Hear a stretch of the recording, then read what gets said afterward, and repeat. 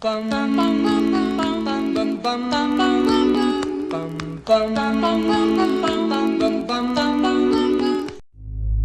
want to congratulate you and the rest of the media on getting Obama elected. If your point is that perhaps Barack Obama is in for a new world order, I think you are correct. Mr. Huxley has recently returned from a conference where the discussion focused on the development of new techniques by which to control and direct human behavior through the application of physical coercion, through the appeal of ideologies, through the manipulation of man's physical and social environment, and more recently through the techniques, the cruder techniques of psychological conditioning. All revolutions have essentially aimed at changing the environment in order to change the individual. If somebody wants to build a coal-fired plant, they can. It's just that it will bankrupt them because they're going to be charged a huge sum for all that greenhouse gas that's being emitted. Sooner or later, you have to bring in an element of persuasion, an element of getting people to consent to what is happening to them. We are in process of developing a whole series of techniques which will enable the controlling oligarchy to get people actually to love their servitude. To all the young people who are here, I want you to know what I'm going to be asking for. I'm going to be asking for all of you to serve this country. To love their servitude. Serve in the military. People can be made to enjoy a state of affairs which they ought not to enjoy. Serve in the Peace Corps. Serve in the homeless shelter. The enjoyment of servitude. Serve in some capacity for your community. And that there seems to be a general movement in the direction of this kind of ultimate revolution, this method of control by which people can be made to enjoy a state of affairs which, by any decent standard, they ought not to enjoy. This, I mean, the enjoyment of servitude. You have to, in a sense, it's required of everybody, 18 to 25, 3 months.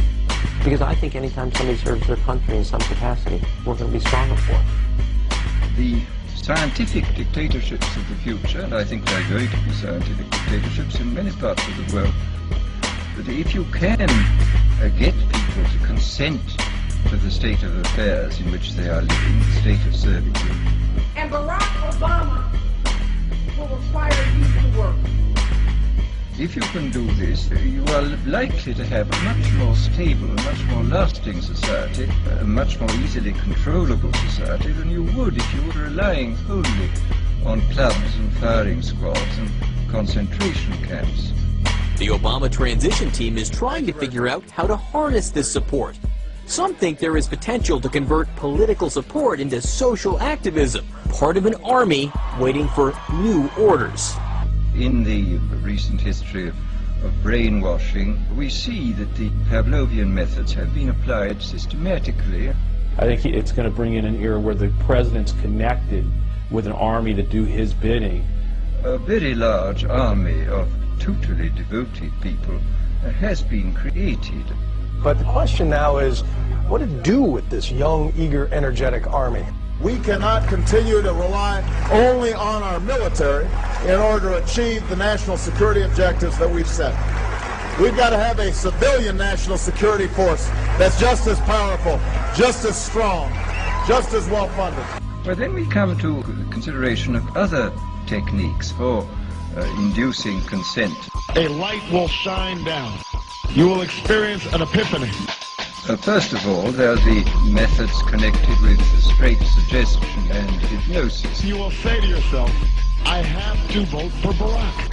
Human populations can be categorized according to their suggestibility. This is a matter of enormous political importance. For example, any demagogue who is able to get hold of a large number of these 20% and to organize them is really in a position to overthrow any government in any country. Part of an army waiting for new orders. What's required is a new Declaration of Independence, not just in our nation, but in our own lives. Independence from ideology and small thinking. independence from ideology, and small thinking. There is a real difference between ourselves and, say, the inquisitors of the 16th century. We know much more precisely what we are doing. I mean, what might happen if these fantastically powerful techniques were used by unscrupulous people in authority? Contrary to the rumors that you've heard, I was not born in a manger. What sort of society would we get? That's the reason I launched my campaign for the presidency nearly 2 years ago.